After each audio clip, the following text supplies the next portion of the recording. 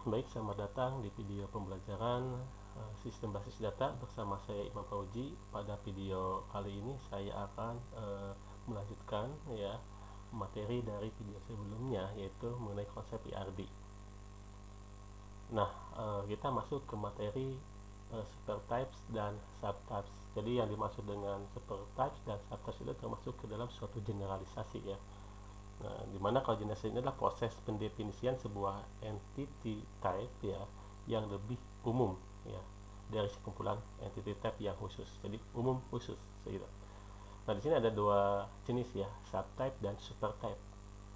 Nah, kalau berbicara mengenai subtypes ya, ini adalah pengelompokan sebagian entitas instance dari suatu entitas type yang memiliki atribut yang berbeda dengan kelompok lain.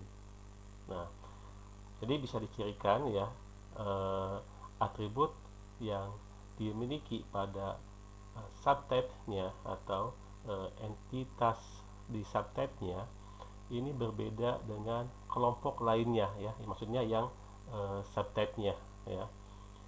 Kemudian supertype. Supertype ini sebuah entitas tipe umum ya. Jadi secara umumnya ya entitasnya yang memiliki satu atau lebih dari subtypes. Jadi kalau dihierarkikan ya, supertypes kemudian di bawahnya ini ada subtypesnya, bisa lebih dari satu ya subtypesnya. Ya. Jadi seperti umum ke khusus ya, seperti itu. Ya, khusus umum ya. Jadi supertype ini mendeskripsikan ya sebuah entitas secara umumnya, sedangkan subtypes-nya ini adalah secara khususnya ya, di mana atributnya antar subtype-nya ini ya memiliki atribut yang berbeda. Nah, misalkan contohnya seperti ini ya. Contoh ya. Nah, supertypes di sini entitas supertype-nya ini adalah kendaraan. Nah, supertypes ini memiliki subtypes. Nah, subtypes-nya ini apa? Entitas motor dan entitas mobil dan entitas truk. Ya. Jadi kendaraan hierarki yang paling di atasnya, yang paling tertingginya, yang umumnya ini adalah kendaraan. Nah, kemudian subtypes-nya adalah entitas motor, kemudian entitas mobil dan entitas truk. Nah, kita tentukan dulu ya entitas dari subtypes. Yang pertama adalah untuk motor. Motor memiliki atribut, entitas motor memiliki atribut, yaitu ada ID, ada harga, ada ukuran mesin. Itu adalah atribut yang dimiliki oleh motor. Nah, kemudian untuk entitas mobil ini memiliki atribut, yaitu ID, harga, ukuran mesin, jumlah penumpang. Kemudian truk memiliki ID, kemudian atributnya harga, kemudian ukuran mesin, kapasitas bak, jenis bak. Nah, kita analisa dulu ya atribut dari ketiga entitas tersebut ya, mana saja yang memiliki kesamaan. Nah, kita lihat ya, atribut ID ini dimiliki oleh motor, mobil, dan truk. Harga dimiliki juga oleh motor, mobil, dan truk. Ukuran mesin dimiliki oleh motor, mobil, dan truk.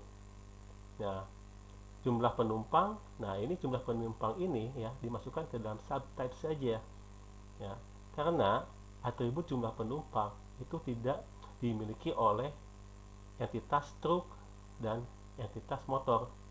Nah, jadi atribut yang umumnya ini nanti dimasukkan ke dalam supertypes-nya kendaraan. Jadi nanti atribut kendaraan ini memiliki ID ya, harga, dan ukuran mesin. Jadi ini konsep ini seperti konsep pewarisan ya, hierarki ya, di mana supertype ini yaitu menurunkan ya atributnya ke subtypes-nya.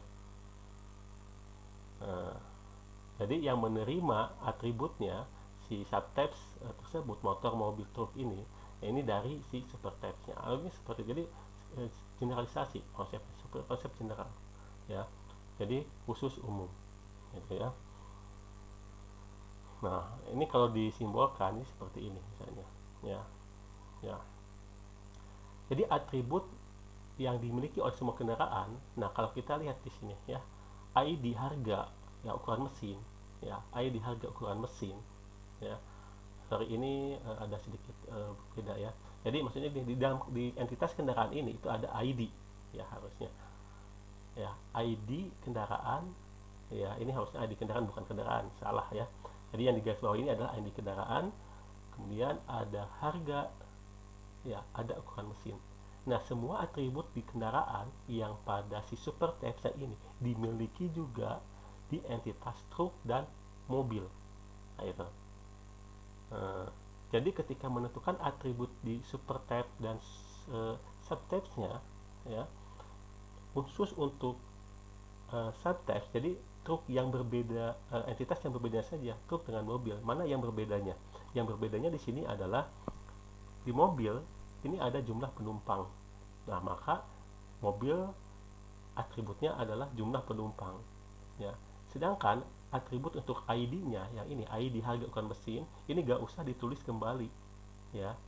Nah, kenapa? Karena ini sudah ada di super types-nya. Karena nanti kalau ditanya mobil ini atributnya apa? Ada ID kendaraan, ada harga, ada ukuran mesin, dan ada jumlah penumpang. Tapi ditulis di subtype-nya adalah jumlah penumpang. Nah, ini maksudnya yang khususnya, ya. Nah, kemudian, nah untuk truk, ya. Nah, ini contohnya ada jenis bak dan kapasitas bak. Nah, jenis bak dan kapasitas ini maksudnya mungkin ukuran ini maksudnya kapasitas, ya. Jadi jenis bak dan kapasitas bak. Nah, ini adalah atribut khusus untuk truk aja. Atribut ini ya tidak dimiliki oleh si mobil. Nah, itu. Tapi kalau ditanya ya, truk ini memiliki atribut apa aja? Truk yang pertama ada atribut yang diturunkan dari si kendaraan, yaitu ID kendaraan, harga, ukuran mesin. Kemudian atribut yang khususnya yang dimiliki si truknya adalah jenis bak dan ukuran bak atau kapasitas bak. Nah, itu. Nah, kalau kita lihat berarti ya yang ditulis di dalam subtypes-nya adalah atribut yang unik, ya. Bukan atribut yang unik, jadi yang atribut yang tidak dimiliki oleh subtypes lainnya, ya, entitas subtypes lainnya, ya, kayak truk kan jenis bak dan ukuran bak, ya. Ini kan khusus untuk si truk, sedangkan si mobil ya jumlah penumpang, tidak ada jenis bak dan ukuran baknya. Nah, kemudian untuk harga, ukuran dan mesin kendaraan ini gak perlu ditulis lagi karena ini dimiliki oleh kedua-duanya, truk dan mobil. Nah, oke, seperti itulah konsep subtypes dan supertypes. Nah, seperti ini, ya. Ini lebih detail. Jadi pada desain aerodinam kendaraan ini tidak terdapat entitas motor, gitu ya. Karena entitas motor ini tidak dituliskan, ya. Karena dalam suatu supertype ini dapat memiliki entitas instance yang bukan merupakan instance dari subtypes yang manapun. Nah, jadi kalau tadi kan di sebelumnya ya itu kan ada motor ya. Jadi ini kan tidak bisa ditulis kembali ya seperti ini. Ya, jadi tidak dituliskan ya. Karena ini sudah mengacu ke supertypes-nya, ya, yang memiliki entitas instance yang bukan merupakan instance dari subtypes yang manapun, kayak gitu. Jadi yang ditulis di sini adalah kendaraan, truk, kemudian mobil. Nah, truk dan mobil kenapa ditulis? Karena di sini ada atribut khusus yang milik truk dan atribut khusus untuk si mobil, kayak gitu. Ya, maksud di sini ada mobilnya mobil penumpang, ya, gitu. Maksudnya. Jadi kalau dibuatkan suatu desain, ya, jadi seperti ini, ya. Nah, yang jadikan ID-nya adalah misalkan ID kendaraan, ya. Nah, kemudian kalau maksudnya subtypes-nya di sini adalah kendaraan ini adalah supertypes dan mobil dan truk ini adalah subtypes-nya. Di mana apa yang membedakan antar subtype satu dengan entitas subtypes lainnya, yaitu si mobil memiliki atribut jumlah penumpang dan si truk memiliki ukuran bak dan jenis bak atau kapasitas bak atau jenis bak. Nah, itu. Jadi kalau ditanya ya, apakah mobil ini memiliki ID kendaraan, harga, ukuran mesin? Iya. Ya, kalau nanti misalkan diimplementasi nanti, Ya, tetapi kita nggak usah ditulis lagi ya kalau kita menggunakan konsep supertype dan subtypes-nya. Nah, apakah truk memiliki kendaraan ID? Ya, ya, ketika nanti diinformasikan nanti. Kemudian apa memiliki harga? Ya, ukuran mesin? Ya. Nah, cuman nggak usah ditulis lagi karena ini ada di dalam entitas umumnya supertypes-nya kayak gitu ya. Oke, contoh lagi. Nah, contoh supertypes di sini pasien ya memiliki subtypes-nya, berarti pasien ini kan ada dua jenis ya. Nah, pasien rawat inap dan rawat jalan. Nah, kita teliti dulu di sini ya. Mana atribut yang sama? Oke. Yang pertama ini adalah untuk atribut di entitas rawat inap ini adalah entitasnya ya. Nah, entitas rawat inap ini memiliki atribut yaitu ID, nama, tanggal lahir, tanggal masuk, tanggal keluar. Nah, ini rawat inap. Tapi kalau di entitas rawat jalan ini ada ID, kemudian nama, tanggal lahir, tanggal kembali. Oke, berarti kalau kita lihat di sini ya, cari atribut yang sama-sama dimiliki oleh kedua subtypes tersebut, yaitu rawat inap dan rawat jalan. Berarti yang dimiliki keduanya itu atribut ID, kemudian nama dan tanggal lahir. Sedangkan atribut yang secara yang tidak dimiliki oleh kedua-duanya, maksudnya tidak yang bersifat berbeda dengan atribut lainnya, ya, yaitu tanggal masuk, tanggal keluar. Sedangkan di rawat jalan ada tanggal kembali, kayak gitu. Berarti untuk penulisannya, ya, di entitas subtypes-nya untuk rawat inap itu tidak perlu ditulis lagi ID, nama, dan tanggal lahirnya, ya, karena atributnya ini cukup ditulis di supertypes-nya saja, dimana atribut supertypes ini nanti ya akan dimiliki juga oleh si rawat inap dan rawat jalan. Jadi yang ditulis adalah yang khususnya saja, yaitu tanggal masuk, tanggal keluar, yaitu untuk di entitas rawat inap, subtype-nya. Tapi kalau di rawat jalan berarti yang ditulis adalah apa? Tanggal kembalinya, itu. Jadi kalau digambarkan, nah seperti ini, ya. Nah, jadi ya penulisannya ya bahwa semua pasien yang memiliki nama dan tanggal lahir ya ID ya, nama, ID, tanggal lahir itu ya ditulis di supertypes-nya saja di pasiennya. Nah, kemudian untuk subtypes-nya ya ada subtypes-nya untuk pasien rawat inap ya, rawat inap. Nah, ini yang ditulis adalah ya khususnya saja, atribut khusus ya, di mana atribut tersebut tidak dimiliki oleh si subtypes lainnya, si pasien rawat jalan. Jadi atribut yang dimiliki oleh pasien rawat inap adalah tanggal masuk dan tanggal keluar. Kemudian pasien rawat jalan yang dimiliki atributnya adalah tanggal kembali. Tapi kalau ditanya misalnya apakah si pasien rawat jalan ini ya memiliki ID pasien ya ketika diimplementasikan di dalam database fisik nanti, iya ada, yaitu di mana pasien rawat jalan ini ya memiliki ID pasien, nama, tanggal lahir, dan tanggal kembali. Tapi di dalam pemodelannya, di pemodelan supertype subtype, jadi hanya ditulis di entitas pasien rawat jalannya hanya tanggal kembali saja. Jadi yang khususnya aja. Yang umumnya ini ada di pasien. Nah, jadi yang umumnya nanti atribut yang umumnya itu akan diturunkan ke si pasien rawat inap dan pasien rawat jalan.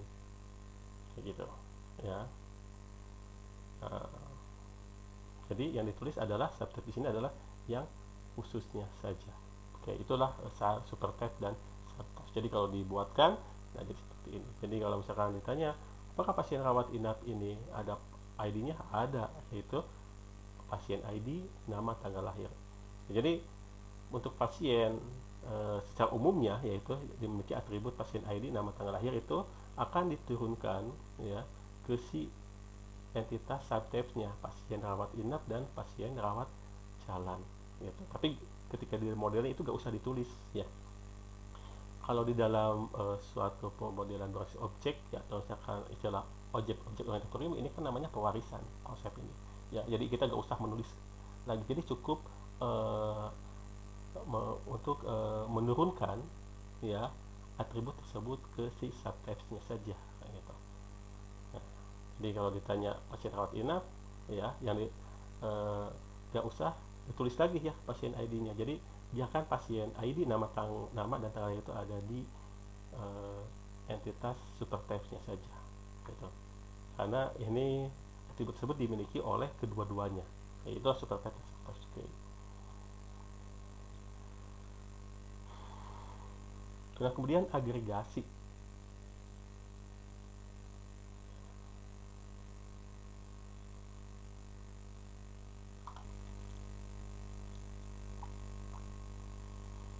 Nah, kemudian agregasi. Nah, agregasi ini adalah suatu kondisi atau keadaan di mana suatu relasi ini hanya dapat direalisasikan setelah relasi yang lain ada terlebih dahulu. Nah, relasi yang bertipe agregasi ini tidak dimungkinkan ada jika relasi yang menjadi prasyaratnya tidak terrealisasi. Jadi harus ada yang direalisasikan dulu, ya. Gitu. Nah, sebenarnya agregasi ini dapat dipandang sebagai suatu relasi pada umumnya, nah, yang misalkan yang menghubungkan dua entitas sebenarnya. Karena relasi ini bentuknya, karena relasi ini dibentuk dari relasi lain, jadi ada relasi prasyarat, ya, yang secara kronologis lebih dulu terbentuk, maka implementasinya nanti ini harus dilakukan setelah relasi prasyarat tersebut terimplementasikan. Nah, selanjutnya, nah baru ya kita tinggal meninjau derajat relasi dari relasi agregasinya. Nah, oke. Nah ini adalah satu contoh ya, model ERD yang menggunakan agregasi. Nah, nah pada contoh ini ya, ini ada ada tiga entitas, yaitu mahasiswa, kuliah, dan praktikum. Nah, di mana eh, terdapat agregasi ya, relasi agregasi. Nah, untuk mengetahui adanya relasi antara himpunan entitas mahasiswa dan himpunan entitas kuliah, maka ada sejumlah mata kuliah yang membutuhkan kegiatan praktikum. Nah, ini makanya ada entitas praktikum. Nah, tapi tidak semua mata kuliah, gitu ya. Kegiatan praktikum, nah ini sebenarnya tidak wajib ya diikuti oleh mahasiswa, misalkan yang mengulang misalnya. Jadi yang mengulang. Nah, himpunan relasi mengikuti, nah ada relasi mengikuti ya, dalam diagram IR. Nah, ini menunjukkan bahwa ya, entitas mahasiswa yang mengikuti kegiatan praktikum tertentu ya karena telah mempelajari suatu mata kuliah gitu, yang memang membutuhkan kegiatan praktikum gitu. Nah, jadi ya kalau kita lihat di sini ya, eh, atribut pada mahasiswa dan kuliah itu tidak digambarkan lagi, tidak dituliskan lagi. Kenapa? Karena telah diketahui ya. Nah, sementara ya untuk himpunan entitas praktikum ini memiliki atribut dengan kode pra, nah, atau kode praktikum maksudnya ya. Ini sebagai key-nya. Nah, namun atribut key tersebut ya pada himpunan entitas si praktikum itu merupakan origin key, di mana si kode praktikum ini berasal dari himpunan entitas praktikum dan NIM plus kode kuliah yang diambil dari himpunan relasi mempelajari ya. Jadi diambil dari entitas praktikum dan himpunan relasi mempelajari. Nah, jadi perlu kita tegaskan ya, NIM dan kode kuliah ini tidak berasal secara langsung dari himpunan entitas mahasiswa dan kuliah ya. Nah, kenapa ya? Karena yang ada di himpunan relasi mengikuti hanya pasangan NIM dan kode kuliah ya, yang sudah ada di himpunan relasi mempelajari. Maka dari itulah ya, sebenarnya dalam konsep agresi ini ada faktor kronologis yang ingin ditunjukkan, ya misalnya ada sebuah relasi yaitu mengikuti praktikum yang hanya akan ada jika telah ada relasi lainnya yaitu mempelajari kuliah, gitu ya. Nah, jadi sebuah relasi mengikuti praktikum ini hanya akan ada jika telah ada relasi lainnya yaitu mempelajari kuliah, gitu.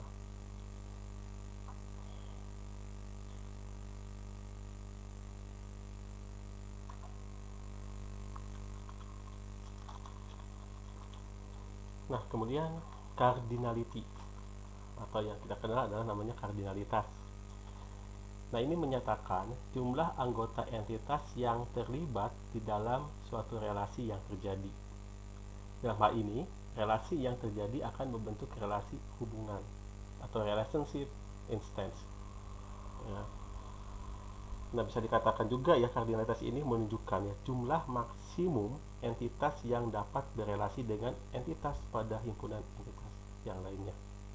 Jadi kardinalitas ini sebenarnya ini merujuk kepada hubungan maksimum yang terjadi dari himpunan entitas yang satu dengan himpunan entitas yang lainnya, dan begitu sebaliknya. Nah, misalnya ada yang namanya relasi ya, one to one, kemudian ada relasi one to many, relasi many to many. Itu menunjukkan jumlah anggota entitas yang terlibat dengan entitas lainnya. Misalnya kalau namanya relasi one to one, ya satu ke satu, misalnya kayak gini aja contohnya. Misalkan seorang dosen, nah ini paling banyak ini mengapply satu jurusan, gitu ya. Nah, tetapi ada dosen yang tidak menjadi ketua jurusan, gitu. Jadi seorang dosen paling banyak mengapply satu jurusan, yaitu satu dosen mengapply satu jurusan, ya. Dan satu jurusan ini hanya dikepalai oleh satu dosen saja, seperti itu. Ya. Tapi kalau misalkan sifatnya ada yang opsional, ya berarti ya ada dosen yang tidak menjadi ketua jurusan sebenarnya, gitu. Nah, jadi kalau diartikan ya satu dosen ini ya mengapply satu jurusan, berarti kan ada dosen yang tidak menjadi ketua jurusan, itu satu dosen jurusan mengapply atau menjadi ketua jurusan, berarti ada dosen yang tidak, karena ini maksimalnya adalah satu, gitu. Kemudian relasi one to many, misalnya seorang dosen bisa menerima honor beberapa kali, ya. Jadi dosen ke honor berarti one to many, ya, gitu. Ya, seorang dosen bisa menerima honor beberapa kali, tetapi ya mungkin juga ya si dosen tersebut tidak menerima honor ya jika ia tidak mengajar, karena itu ya. Nah, tetapi si honor tersebut ya ini ya diterima oleh ya si honornya itu, silipnya itu yaitu diterima oleh seorang dosen saja. Jadi satu slip honor ini ya jadi tidak untuk beberapa dosen, gitu. Jadi untuk satu dosen saja. Tapi si dosen ini bisa memiliki beberapa slip honor, misalkan kayak gitu. Aja lah, misalkan slip gaji lah sederhananya. Si dosen kan memiliki beberapa slip gaji, tapi slip gaji tersebut itu kan namanya cuma hanya si satu dosen saja. Gak mungkin misalkan slip gaji ini untuk beberapa dosen gitu ya. Nah, enggak. Ya, gitu. Nah, kalau relasi many to many, nah misalnya kayak ini ya, seorang customer ini dapat membeli beberapa barang, ya. Jadi si customer ini ya bisa membeli beberapa item barang ya lebih dari satu. Nah, misalkan saya beli laptop ya, kemudian saya beli misalnya buku, itu nanti kan saya beli barang lebih dari dua. Nah, berarti relasinya many to many, gitu. Nah, kalau many to many berarti misalkan laptop tersebut, nah ini bisa dibeli ya oleh beberapa orang. Atau simpelnya kayak gini aja lah, eh, misalnya mahasiswa mengambil mata kuliah, ya sederhananya aja ya kayak gitu. Mahasiswa, nah ini bisa mengambil mata kuliah lebih dari satu.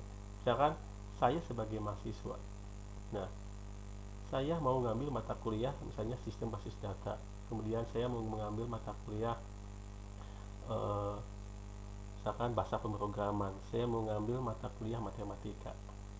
Nah, jadinya berarti saya ini ya mengambil beberapa mata kuliah.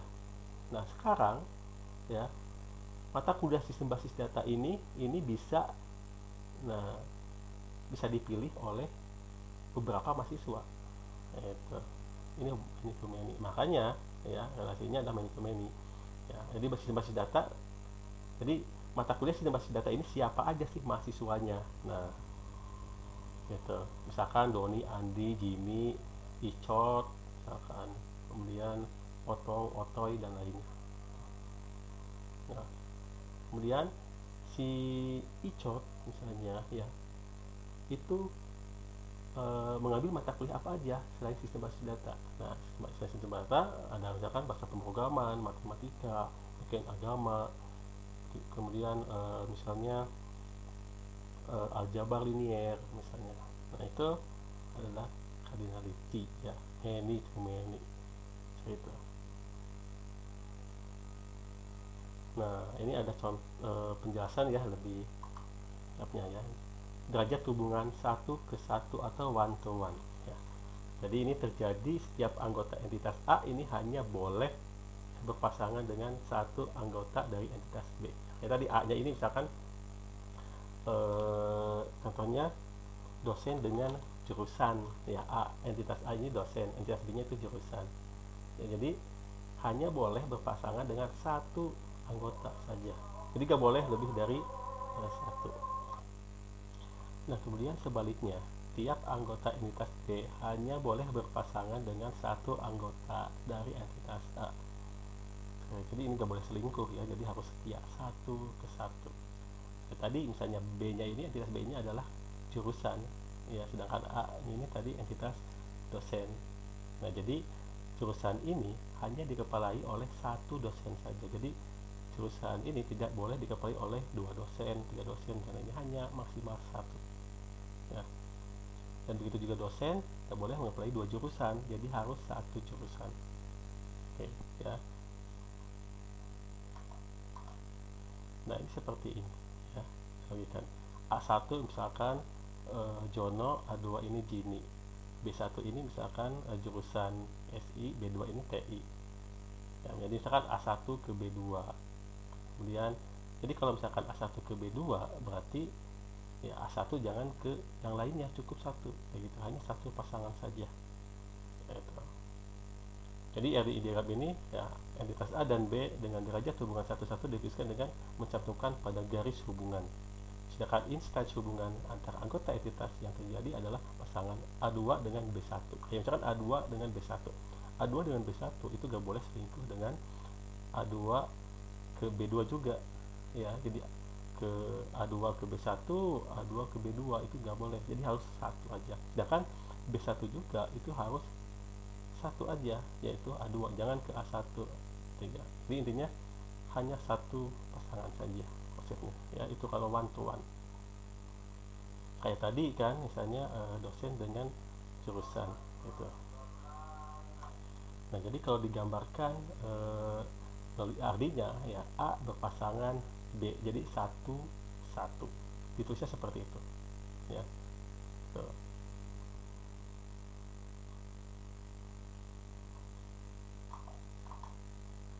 Nah, hubungan satu ke satu, contoh lagi, seorang dosen mengambil satu jurusan, udah ya tadi ya.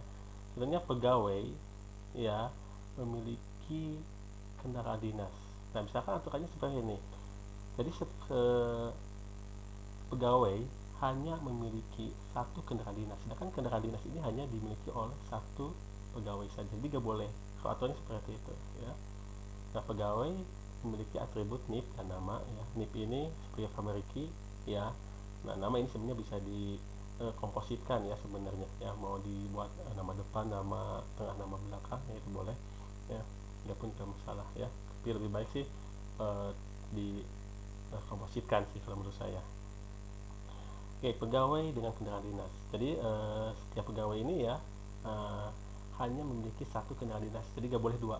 Ya, misalkan saya sebagai pegawai, saya hanya diperbolehkan memiliki satu kendaraan dinas saja, gitu. Jadi saya nggak boleh misalkan memiliki kendaraan lebih dari dua ya, kendaraan dinasnya nggak boleh dua. Jadi hanya satu. Jadi kalau misalkan saya kendaraan dinasnya misalkan dengan eh, nomor kode kendaraan ya, misalnya 212 ya, kemudian dengan kendaraan lainnya juga misalkan 121, itu nggak boleh. Jadi hanya satu kendaraan dinas saja. Dan begitu juga kendaraan dinas 122 itu dimiliki oleh siapa, yaitu siapa namanya. Jadi hanya satu pegawai saja.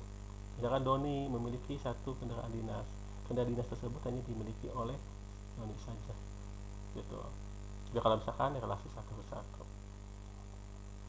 Taruhlah satu lagi pegawai dengan pasangan ya, atau misalkan pasangannya. Logikanya karyawan ini hanya diperbolehkan satu pasangan saja, jadi gak boleh dua ya. Atau misalkan men ya, pria menikah dengan eh, wanita, nah itu ya, men misalkan dengan woman misalnya, berarti relasinya adalah satu ke satu gitu. Jadi di aturannya ya, jadi si laki-laki tersebut hanya boleh menikahi perempuan itu satu ya, nggak boleh dua. Misalnya kalau misalkan di aturannya ditulis jadi n, nah itu kalau ditulis jadi n itu jadi beda lagi aturannya, jadi boleh lebih dari satu itu ya. Nah, one to many. Nah, ini derajat hubungan ini terjadi bila tiap anggota entitas A boleh berpasangan dengan lebih dari satu anggota entitas B, tapi sebaliknya tidak. Nah, sebaliknya, tiap anggota entitas B hanya boleh berpasangan dengan satu anggota entitas A. Jadi digambarkannya 1 ke N atau 1M sama aja ya. Nah, misalkan kayak gini ya. Anggota entitas A ini adalah A1, A2, A3, A4, A5, A6 ya. Kemudian untuk anggota entitas B ini adalah B1, B2, B3, B4 terusnya. Kalau misalkan kayak gini ya, satu ke banyak berarti A1 ini boleh ya sebenarnya ya berpasangan dengan B1, B2, B3 ya. Kita lihat contohnya aja A3. A3 kan pasangan B nya itu kan lebih dari satu ya. A3 berpasangan dengan B2 dan begitu juga A3 berpasangan dengan B3. Nah, kita lihat si yang di pihak si B nya, apakah si B2 ini berpasangan lebih dari lebih dari anggota A? Tidak ya, si B2 ini setia ya ke si A3, B3 setia ke si A3 gitu. Nah, si A3 ya hanya si A3 ini bisa lebih dari satu ya, bisa dua, bisa tiga, bisa banyak. Nah, kayak tadi ya contohnya ya, kayak misalkan seorang dosen ya ini memiliki beberapa slip gaji, sedangkan slip gaji ini bisa hanya dimiliki oleh satu dosen saja gitu misalnya ya.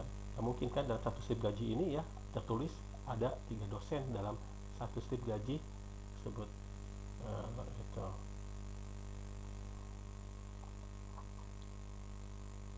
Nah, contoh lagi dosen dengan mata kuliah. Ini aturannya ya, kalau seperti ini ya, dosen dengan mata kuliah. Jadi dosen ini boleh mengajar ya mata kuliah lebih dari satu ya, lebih dari satu boleh ya. Berarti kalau satu juga boleh, jadi yang penting ya ini boleh lebih dari satu. Kalau di isinya nanti bisa lebih dari beberapa mata kuliah.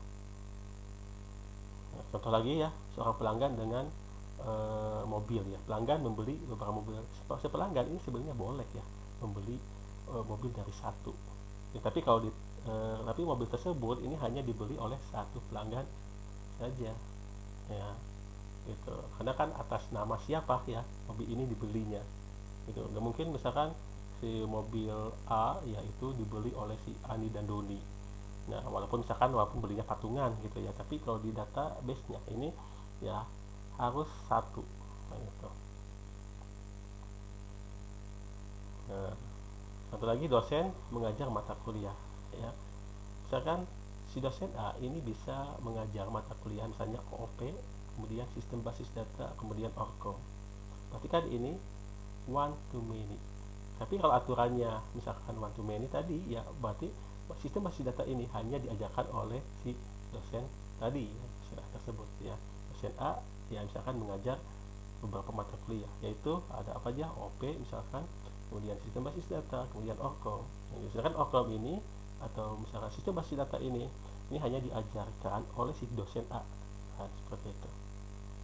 Nah, itu kalau misalkan aturannya seperti itu ya. Jadi nggak bisa eh, apa diajarkan oleh beberapa dosen.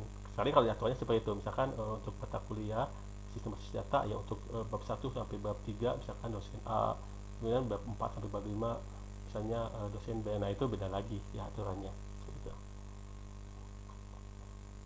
Nah, jadi kalau dibuat ya penjelasannya ya tadi seperti ini. Nah, sekarang derajat hubungan many to many ya. Nah, ini derajat hubungan antar entitas yang terjadi bila tiap anggota entitas A ini dapat berpasangan dengan lebih dari satu anggota entitas B, dan begitu sebaliknya. Jadi intinya setiap anggota himpunan entitas tersebut ini eh, semuanya saling selingkuh ya, baik itu anggota entitas A maupun entitas B itu selingkuh. Berbeda dengan yang tadi ya, yang one to many. Jadi kalau one to many analoginya kayak gini aja. Jadi salah satunya saja yang setia dan salah satunya saja yang selingkuh. Nah, kalau yang one to one berarti ini setiap dua-duanya. Analoginya seperti untuk mempermudah ya. Nah, many to many ya, berarti ini gak benar semua ini ya, ini jadi analoginya. Si komponen entitas A juga selingkuh, nah entitas B juga selingkuh kayak gitu. Nah, contohnya ya misalkan anggota komponen entitas A ini ada A1, A2, A3, A4, A5, A6. Nah, si B juga ya, B1 yang komponen entitasnya anggotanya adalah B1, B2, B3 dan seterusnya. Nah, kayak gini ya, A2 ini berpasangan dengan B1 dan B2. Tapi tidak menutup kemungkinan B1 ini bisa berpasangan selain A2, bisa. Kayak gitu. Ya. Nah, kalau misalnya A4 ini berpasangan dengan B3 dan B4. Tapi kalau kita lihat anggota si B3 ini gak hanya berpasangan dengan A4 saja, tapi bisa dengan A3. Nah, gitu.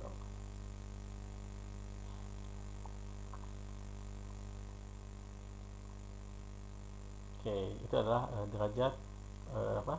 Many to many. Ya. Nah, misalnya relasi many to many, misalnya mahasiswa meminjam buku. Nah, mahasiswa ini bisa meminjam buku lebih dari satu ya, buku A, buku B, buku C. Nah, kemudian si buku tersebut ini boleh dipinjamkan oleh beberapa mahasiswa. Itu misalkan itu ya, atau misalkan customer misalkan membeli barang, misalkan aturannya many to many ya. Nah, customer ini bisa membeli barang lebih dari satu. Nah, gitu. Dan begitu sebaliknya ya, barang ini bisa dibeli oleh beberapa customer, misalkan kalau aturannya seperti itu ya. Jadi ini tergantung constraint, batasan atau aturan pada suatu derajat relasi gitu. Nah, ini satu lagi ya, hubungan banyak ke banyak. Misalnya mahasiswa mengambil mata kuliah, mahasiswa ini dapat mengambil beberapa mata kuliah ya. Mata kuliah tersebut bisa diambil oleh beberapa mahasiswa gitu. Taruhlah kalau untuk mempermudah, A1 ini adalah A ini adalah himpunan mahasiswa, B ini adalah mata kuliah. Nah, anggota dari A ini, A1 ini misalkan diumpamakan sebagai Dani, A2 misalkan Jono. Nah, tadi apa tadi saya lupa nih. Joni, anggapin aja A1 Joni, A2 Jono. P ini mata kuliah, misalkan ada sistem basis data, ada OOP, misalkan ada bahasa C, misalkan ada Java, misalkan contohnya gitu ya.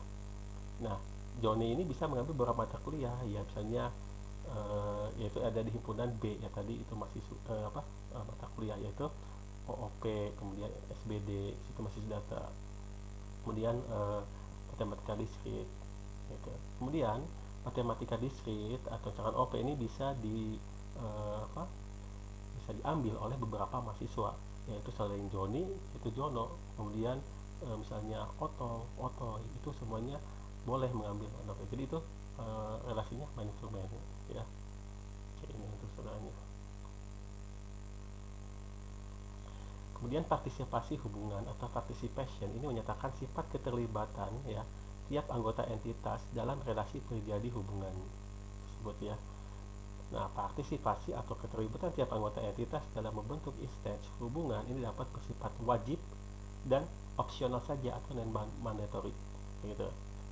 Nah, ini sebenarnya sudah saya sampaikan juga ya di video-video sebelumnya. Jadi ada sifat mandatory berarti itu wajib, kalau tidak wajib berarti non-mandatory. Nah, kalian contohkan kayak gini ya. Misalnya hubungan antara entitas dosen dengan mata kuliah. Nah, setiap dosen ini harus mengajar minimal satu mata kuliah. Tiap mata kuliah ini harus diajarkan oleh seorang dosen. Maka ya, diagram instansi hubungan antara entitas dosen dan mata kuliah ini berdasarkan aturan tersebut ini dapat dituliskan misalkan Amin dengan basis data. Amin mengajar basis data. Budi mengajar algoritma. Jadi Amin ini nggak boleh nggak ngajar ya, minimal ya Amin ini boleh mengajar satu mata kuliah saja. Itu kalau misalkan mandatory ya, jadi wajib mengajar intinya itu mandatory. Jadi nggak boleh kosong. Atau misalkan ini contoh one to one ya, dosen dengan mata kuliah, Amin mengajar satu mata kuliah. Ini kalau misalkan aturan seperti itu ya. Misalkan hubungannya wajib ya, berarti baik anggota dosen maupun si mata kuliah ya ini harus ada ya, harus berrelasi, nggak boleh tidak ada ya. Kalau contoh yang seperti yang sebelum-sebelumnya kayak ini kan ada yang non mandatory, artinya si A1 ini tidak berpasangan gitu. Kalau contoh-contoh yang sebelumnya di sini ya, ada yang tidak berpasangan. Kalau ini kan ini wajib ya, setidaknya satu dosen ini mengajar satu mata kuliah. Nggak boleh nggak ada yang nggak boleh kosong kayak gitu. Jadi ada relasi itu untuk partisipannya ya. Yang kita kan ada mandatory atau non mandatory. Berarti ini sifatnya adalah mandatory.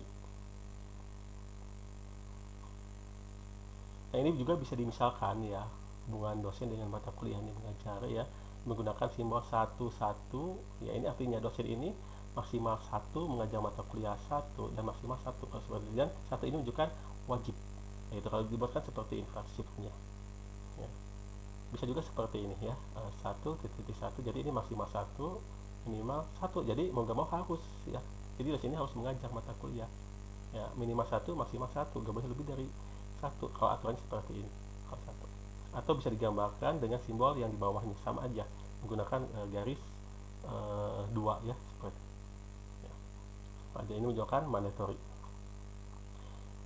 Nah, ini kalau misalkan non mandatory ya, ini aturannya dosen mengajak mata kuliah ya, berarti ini kasusnya ya, bahwa si dosen tersebut ya wajib ya mengajar maksimal satu mata kuliah, minimal satu mata kuliah. Tetapi nah, ini ada mandatorinya ada di relasi dosen ke dari mata kuliah ke dosen ya, dari mata kuliah ke dosen relasinya. Di mata kuliah ini ya diajarkan oleh dosen. Nah, maksudnya di sini boleh ada dosennya, boleh tidak, seperti ini aturannya ya. Jadi bisa dikatakan bahwa setiap dosen ini wajib ya mengajar satu mata kuliah, gak boleh lebih dari satu dan gak boleh kosong. Tapi tiap mata kuliah ini mungkin diajarkan oleh seorang dosen dan mungkin juga belum ada pengajarnya gitu. Jadi bisa seperti itu kalau kasusnya seperti itu ya. Jadi artinya mata kuliah ini boleh ya tidak berelasi dengan dosen, tetapi si dosen ini wajib berelasi dengan si mata kuliah. Nah, kalau seperti ini kasusnya berarti kedua-duanya ini boleh dua-duanya. Jadi dosen boleh mengajar satu mata kuliah ya, boleh juga tidak mengajar. Nah, tiap mata kuliah juga ini hanya boleh diajarkan oleh seorang dosen maksimal 1 dan boleh juga enggak ya. Artinya belum ada yang mengajarnya, misalkan seperti itu. Oke, sekian ya video pembelajaran konsep IRD ya. Saya undur diri, sampai ketemu lagi.